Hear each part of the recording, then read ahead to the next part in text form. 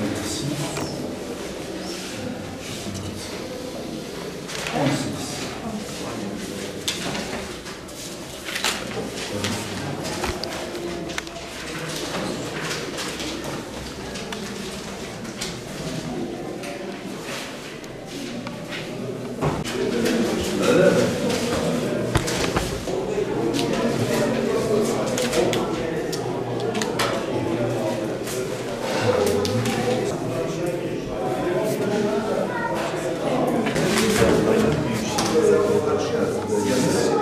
Ailesi çalışırsak daha iyi.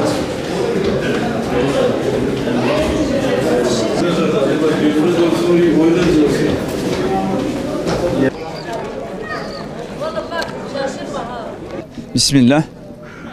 Her şeyden önce Ramazanınız mübarek olsun.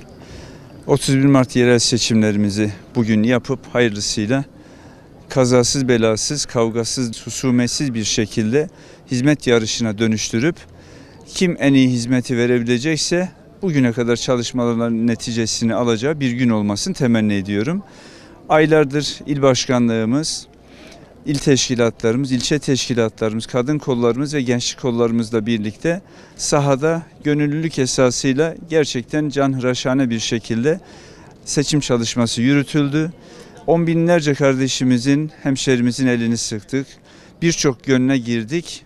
Bu yönüyle zaten biz seçimden galip bir şekilde ayrılıyoruz. Kaybettiğimiz hiçbir şey yok. Kazanmak veya kaybetmek göreceli bir kavram. Dün de söyledim. Bizim bu seçimlerde vatandaşlarımızla birebir iletişim halinde olmamız, onlara partimizi, davamızı kendimize anlatmamız bizim için en büyük kazançlardan biridir. Seçimin sonucu ne çıkarsa çıksın memleketimiz için hayırlara vesile olsun.